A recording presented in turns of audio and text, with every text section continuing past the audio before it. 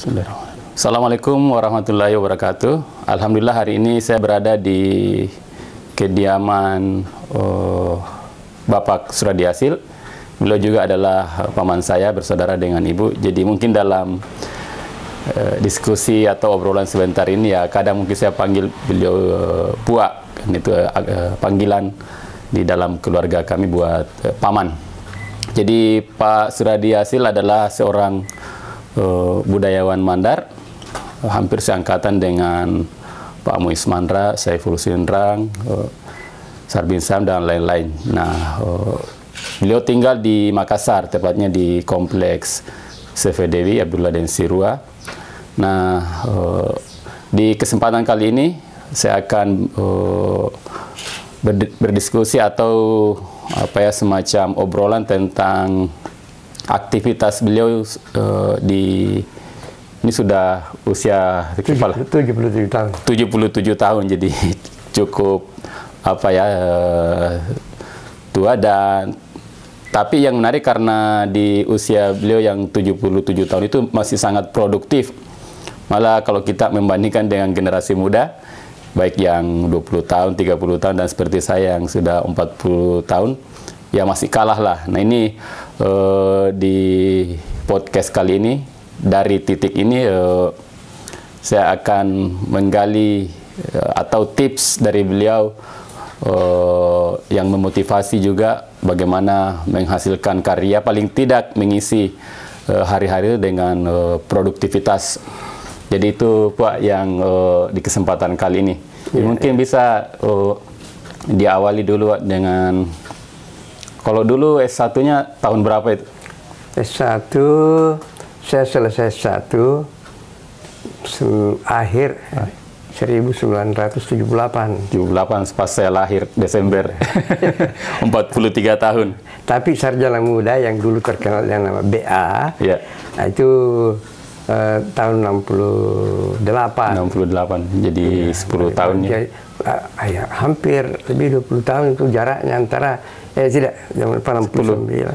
10 tahun? Ya, 10 tahun. Nah, baru saya datang ambil S1. S1 itu yaitu di keempat dulu, keempat sampai selesai. Terus S2-nya? Kemudian itu lagi jaraknya antara S2 sampai S1 S2. Itu juga lebih, saya ke tahun 2003 saya masuk S2. Dan sudah pensiun? Sudah pensiun, masuk S2.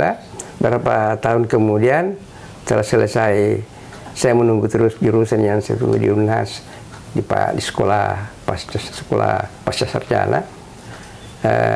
Itu kesusastraan, tapi tidak ada yang muncul, sehingga saya ambil sedikit ini. Mendekat. Ya, saya ambil S2 komunikasi politik.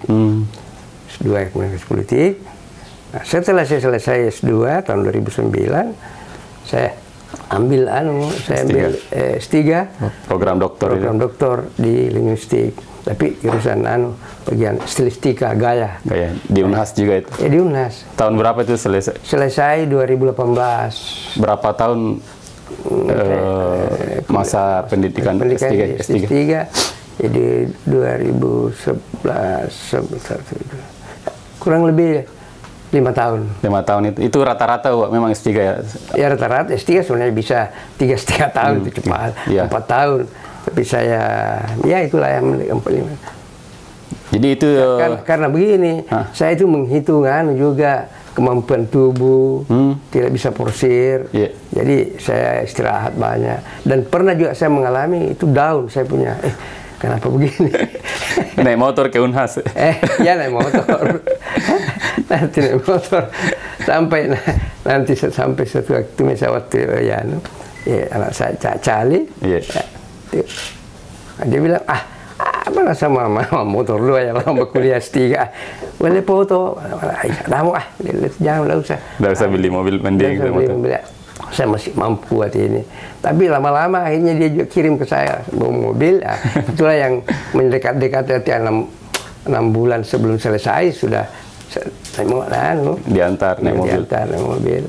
Gitu. Jadi itu sekedar gambaran ya jeda antara S1 dan SD yang cukup. Dan yang menarik, iya. yang artinya bagi saya, akhirnya saya sadari bahwa yang menariknya itu bahwa pada waktu saya mau menyelesaikan S1, ini S1 ini saya tidak diberi tidak ditandatangani kepala sekolah saya di Timambus, saya guru Jambu, SMEA, untuk pindah ke Makassar atau ke Sungguh Minahasa.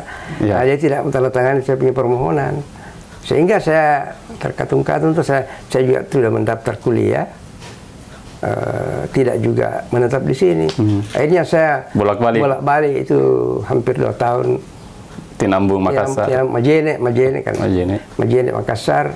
Naik motor terus. Naik motor. Akhir tahun 7 bulan. Iya.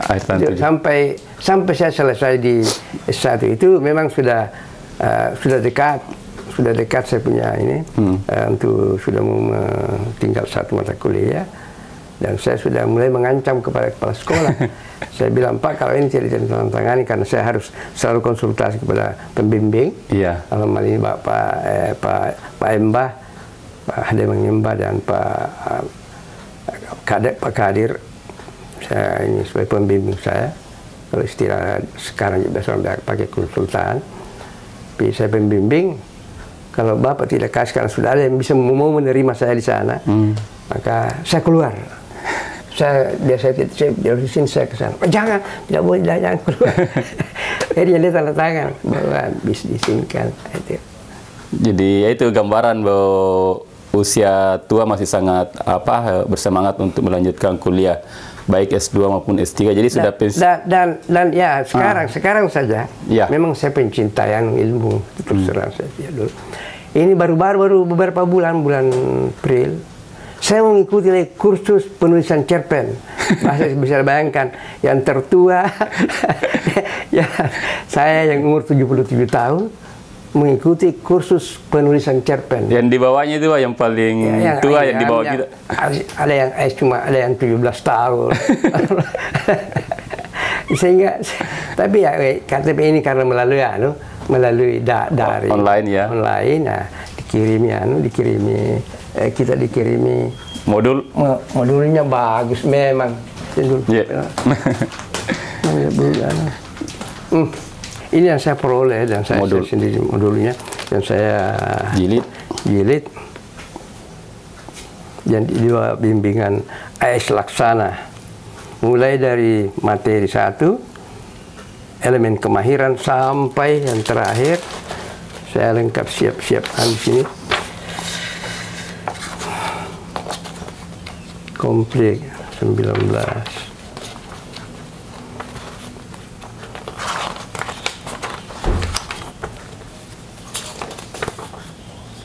Ya, sampai yang ke-19 itu inti materi inti. Sehingga saya sudah lama menulis, baru saya mendapat memang perlu kita mengikuti seperti ini. Karena ini tidak diajarkan S2 sampai S3. Tidak diajarkan. Ini kan praktek dengan contoh-contoh yang mulai dari yang dulu, penulis dulu, Ernest Hemingway dan sebagainya. Hamka semua ada contoh-contoh di situ. Jadi mau begini caranya. Ada yang membutuhkan, kalau menulis yang pertama itu paragraf pertama harus kalimat pertama itu hati-hati, bikin bagus, menarik perhatian. Selesai itu baru berikutnya.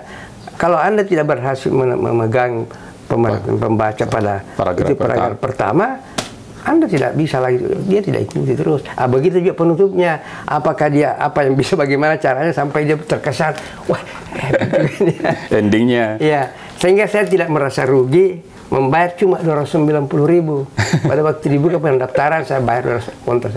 Belakangan lebih 500, saya bilang biar 5 juta saya mau bayar ini mendapat ilmu. Saya mau bayar 10 juta pun. Bayangkan, saya merasa itulah sebabnya sekarang saya merencanakan menulis 77 cerpen di usia 77 tahun saya. Dari hasil ini? Iya, dari hasil ini. Bahwa untuk mendapatkan materi begini, pertanyaan ini yang dikeluarkan, ini yang dilontarkan dan sebagainya. Jadi memang ada seperti orang belajar berenang. Yeah. Mata kaiseng morotu dia tekniknya. Kenapa dia ini keuntungan saya setelah begini masih saya mengikuti itu sehingga saya tetap ceria bekerja walaupun ya sakit-sakit pinggang. Jadi kerja di sini. Kerja di sini nih. Jadi ini adalah tempat kerja Pak Suradi Yasil, yang juga ini sebenarnya ruang tamu. Jadi dari pintu ini kurang lebih 4 meter langsung berhadapan dengan atmosfer beliau bekerja. Jadi ada komputer, terus ini beberapa naskah, ada Ibu Jilbab Hitam. Jadi Pak Suradi Yasil, paman saya banyak melahirkan karya, meskipun itu baru sebatas naskah atau draft, paling tidak itu sudah ada bisa dibaca-baca. Tapi sudah ada yang terbit. Ada aja terbit juga sudah banyak sekali. Seperti Di Tengah Padang Ilalang. Itu tahun berapa itu Tengah Padang Ilalang? 1992. 92, terus Republik Korupsi, Ensiklopedi Mandar juga beberapa seri, dan Ensiklopedi Sastra. Belum lagi beberapa hasil penelitian waktu beliau bekerja di Balai Kajian Sejarah dan Nilai Tradisional Sulawesi Selatan. Jadi saya biasa temukan tulisan beliau di Bosara, dan banyak terlibat juga di transkrip atau penerjemahan naskah-naskah lontar seperti Patodioloan, Tapingan itu, ya, Tapingan itu aktivitas beliau waktu masih bekerja itu. Jadi Pak Haji, saya punya buku referensi ada di dalam juga. Iya, banyak sekali buku-buku di dalam sini. Tempat makan itu buku banyak, ada bisa 1000-an buku di dalam di sini juga. Di dalam situ di kamar toilet. Di depannya itu. Jadi di toilet itu ada rak buku yang bacaan ringan. Begini, saya tidak bisa, seolah-olah seperti saya tidak bisa. Engkau masih Anda membaca seolah ya, tidak lancar saya punya kotoran keluar ini, tinja. Kalau saya tidak membaca apa saja, asal ada yang saya baca begini. Iya, dulu waktu langgaran Kompas itu banyak di dalam koran Kompas, Tempo juga itu biasa. Jadi biasa ikut-ikutan juga baca. Terus ini ini yang 77 cerpen sudah berapa yang? Yang saya sudah tulis, saya itu juga saya periksa ulang kembali. Ya sudah ada 5 cerpen yang saya sudah anggap bisa saya kemukakan ke publik. Dengan melihat ini yang harus saya. Kalau saya sudah baca lagi, saya buka ini, rombak lagi. Jadi kalau anak muda bilang tidak ada waktu atau pengetahuan itu terbantahkan ya. Kalau ada yang agak menulis cerpen. Gampang. Tapi memang harus itu ke elemen kemahiran, ada dia punya itu kecepatan. Ini dia punya caranya mengetahui itu ialah bahwa memang mesti harus ada bakat. Tapi tidak apa-apa sedikit bakatnya asal mau mengikuti ini. Saya yakin mungkin Nanda tidak akan bisa menjadi penulis setingkat yang tingkat ini, tapi bisa. Saya juga ini ikutin sampai banyak yang saya garis ini pakai spidol. Jadi ini penting juga dibaca, yang kan biasa ada juga sastrawan yang bakat alami. Ya, ini justru bakat alami ya. Kalau mau ahli menulis cerpen, baca ini. Jadi jangan cuma mengandalkan. Jangan cuma. Bakat alam. Saya pengalaman dulu waktu saya pemain sepak bola dari kabupaten dari Tinambung, Kabupaten Polman. Ada pemain tua yang sudah lama sekali main, tapi karena dia tidak tahu mengetahui bagaimana bola itu ditendang kalau begini, bagaimana jaraknya kaki dengan ini, dia tidak pelajari itu, sehingga tidak ini ya. Tapi jangan seperti Ramang, memang Ramang itu lain.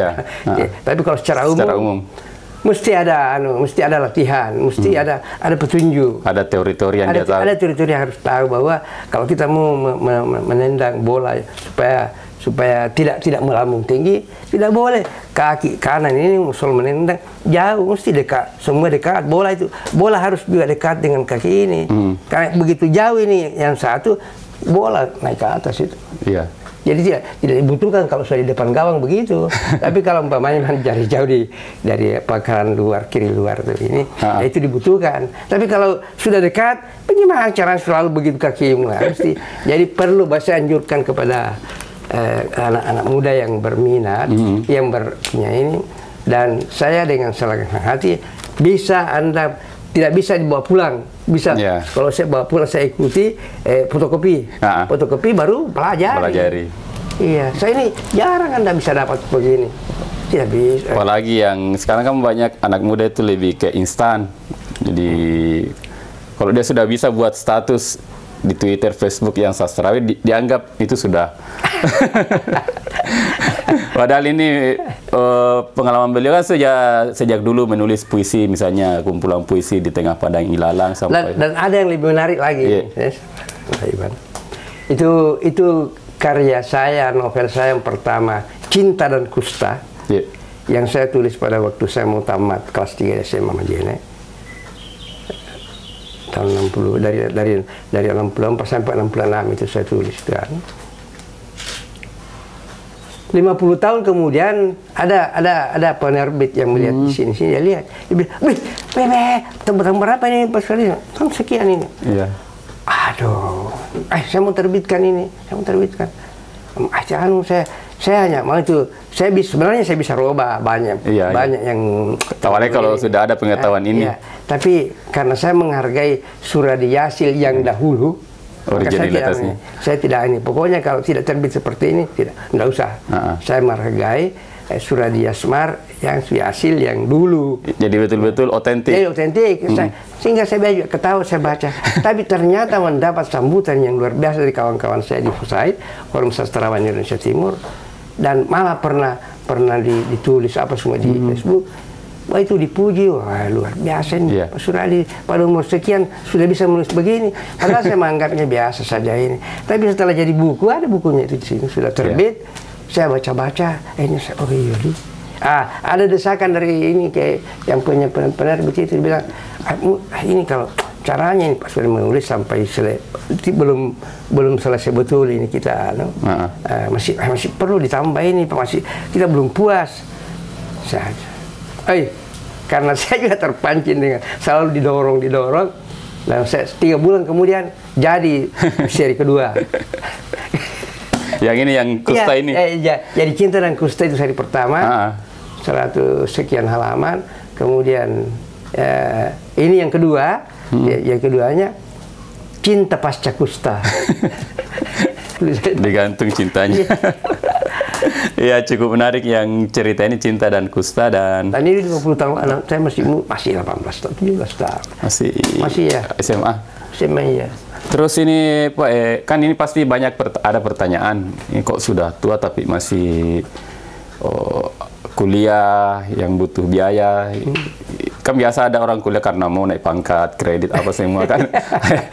Sertifikasi. Nah, ini tujuannya apa? Kan tidak ada sertifikasi karena sudah pensiun. Tidak ada pengaruhnya untuk ini. Kepada saya tidak naik pangkat, saya bukan orang pemerintah. Dan saya selalu katakan kepada teman-teman, tidak usah saya dipanggil doktor, tidak usah. Kalau tidak marah ya kalau tidak ditulis. Tidak. Kalau ini atau ini nanti kalau dinas ya saya terima. Tapi kalau biasa-biasa saja, tidak usah. Itu kemasan saja, kemasan saya. Dan itu saya praktekkan dalam hidup. Saya tidak merasa itu di atas dibanding yang lain.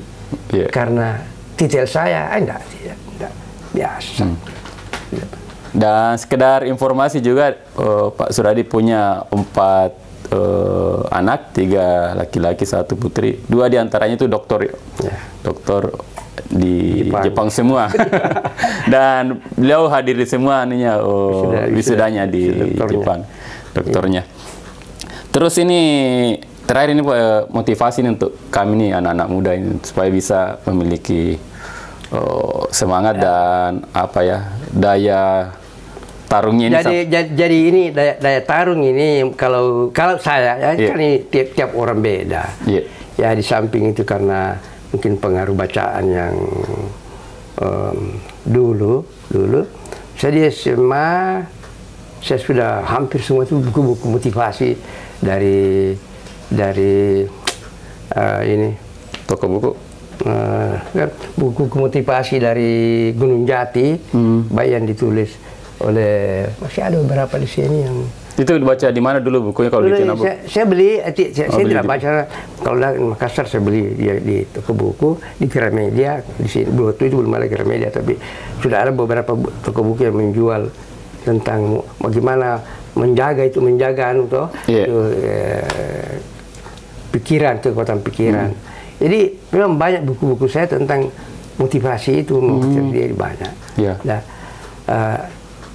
sehingga saya pernah itu masih ini di Majene itu di dalam apa ya, di bingkai di toilet dinding kamar mandi tidak di WC yang terpisah. Saya tulis di situ, ya saya kutip dari setiap hari adalah hidup baru. Setiap hari adalah hidup baru bagi orang yang arif bijaksana. Saya tulis di situ di dalam. Saya tulis baik-baik. Jadi kalau saya lagi, dilihat lagi. Oh, setiap hari adalah hidup baru bagi orang yang arif bijaksana. Iya. Jadi saya itu setiap hari, wah, benar, bagus ini. Jadi termotivasi terus. Termotivasi. Tiap hari itu. Tapi pernah juga saya down. Ini terus terang. Waktu saya menulis disertasi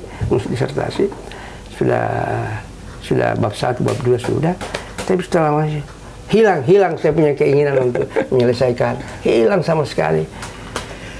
Lama-lama bagaimana ya? Saya tidak perhatikan. Nah, entah satu malam saya tidak sengaja, hanya bangun saja, saya televisi.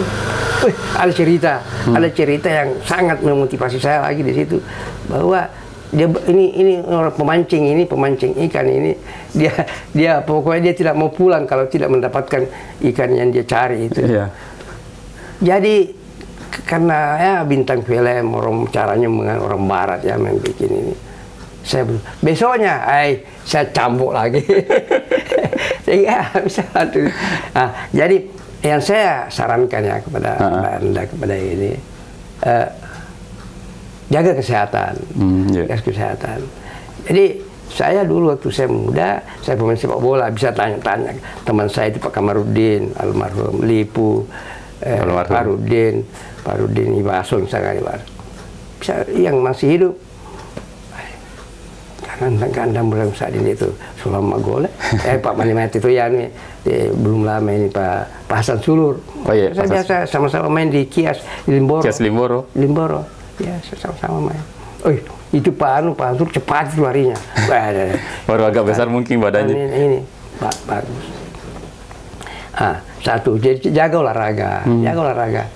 Kemudian waktu saya sudah di kantor, ya saya ikut dia main tenis, tapi untuk mengeluarkan saja ini keringat, bukan untuk ini. Sampai sekarang. Itu kalau tidak setiap hari ya 2 kali 1 minggu saya itu lari-lari di kompleks di dalam ini. Jadi saya jaga betul itu saya punya kondisi ini, tapi disesuaikan. Dan pernah merokok?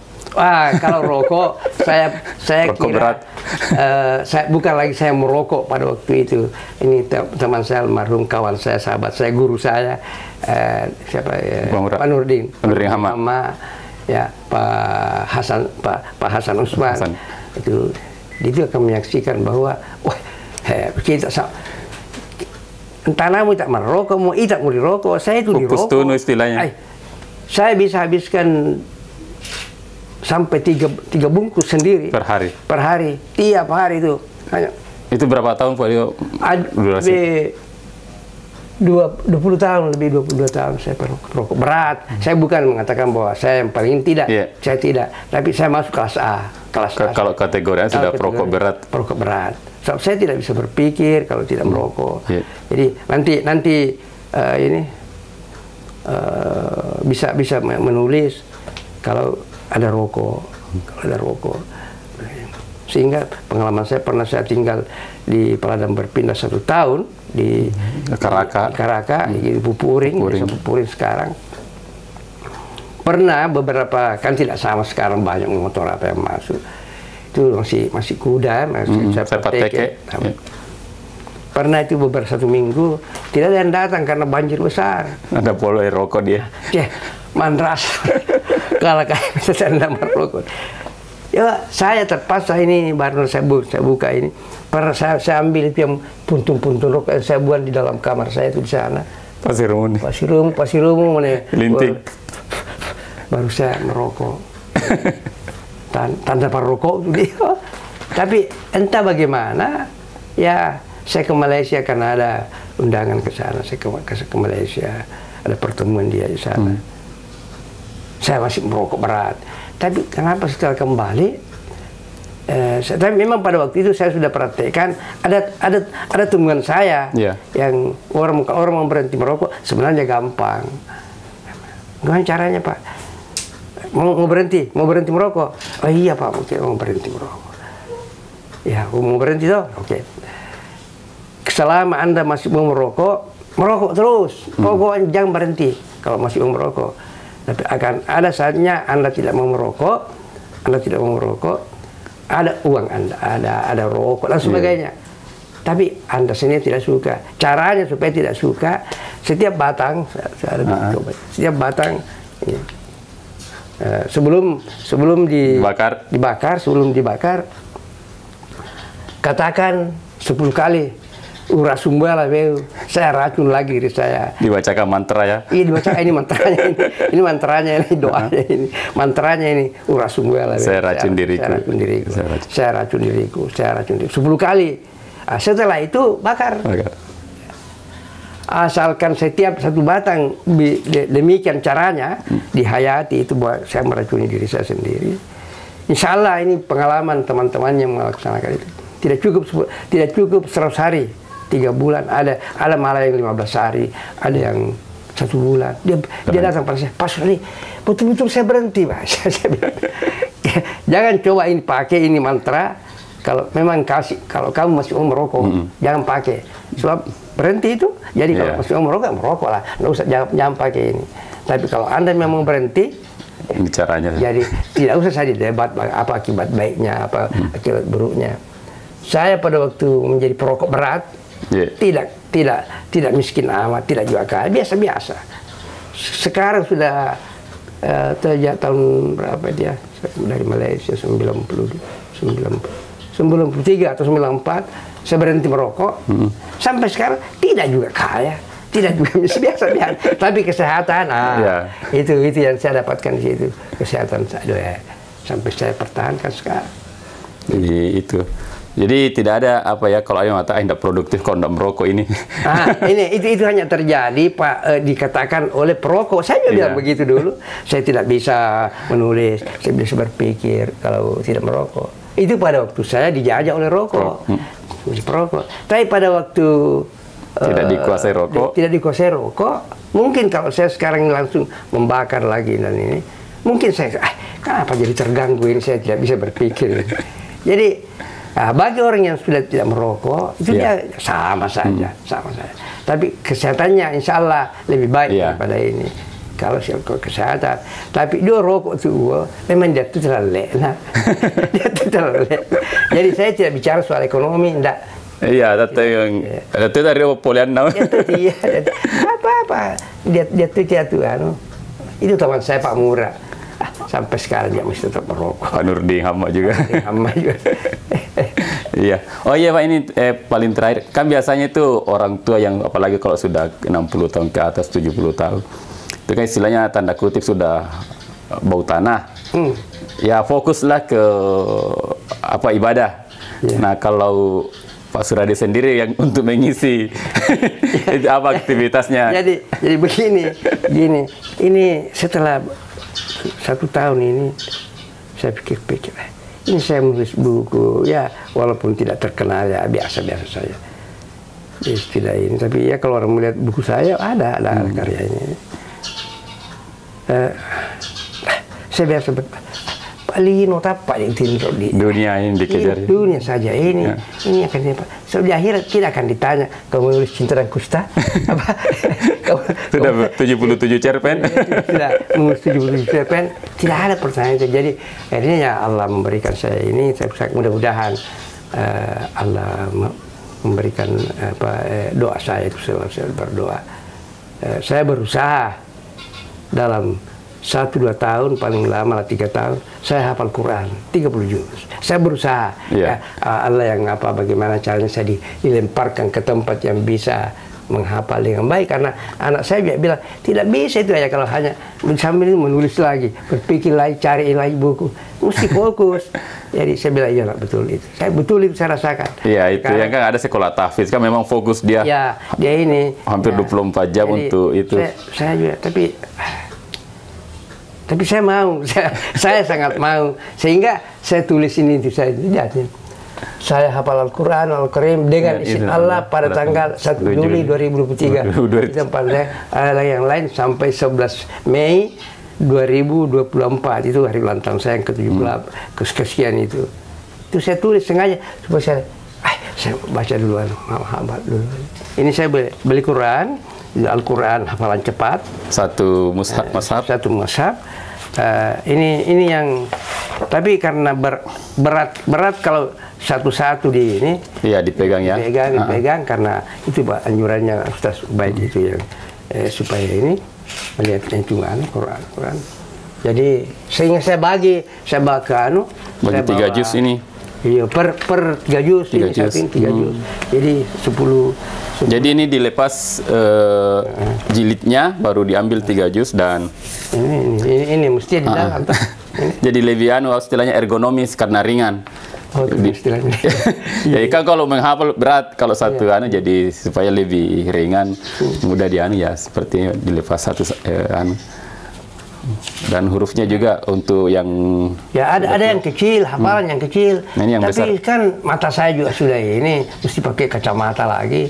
Jadi akhirnya bisa biar tidak pakai kacamata saya baca ini. Saya baca tidak pakai kacamata. Dan iya juga saya mau tambahkan bahwa ada tradisi di keluarga besar kami itu kalau setiap reuni ada semacam bukan lomba tapi semacam memotivasi anggota keluarga besar siapa yang hafal sekian juz. Jadi reuni terakhir kemarin ada yang hafal 10 juz, ada yang 3 juz. Nah itu diberi apresiasi. Yang paling banyak satuan siapa Fuad yang paling tinggi anunya hafalan. Sudah ada yang satu Al-Quran ya kalau anggota keluarga? Sudah ada. Sudah 2 orang. Sudah 2 orang. Sudah anak cucu kami itu sudah. Iya. Terus yang tidak mampu tanda kutip nulis. Menulis ulang. Menyalin Al-Quran. Jadi di halaman kosong. Sekarang saya tantang anak muda dengan tidak riak, tidak ini. Terutama adik-adik saya masih sudah berumur 60. Ayo kita lomba. Kita saring coba tes saya untuk 30 juz. Diberi saya waktu 3 tahun, 2 tahun untuk bisa. Jadi ya, saya kira itu yang bisa kita diskusikan. Dan ini sangat singkat ya, cuma secuil dari pengalaman Pak Suradi, pengetahuan yang belum miliki. Dan ini saya cuma fokus di aktivitas di hari tua belum. Belum saya masuk ini ada ayam saya sengaja kenapa bukan ayam di sini, kenapa ayam dari Mandar? Ya supaya saya juga ini dari kampungan. Ada di luar sementara bertelur. Saya suka beternak, terus waktu muda sering ikut lihat pas sabung manu. Iya, waktu saya di SD dulu saya selalu melihat sabung ayam. Dan malah ada ini yang saya rencanakan juga ini mengganggu semua. Tapi saya sudah wawancarai 3 kali ini Mas Sabung. Tadi Mas Sabung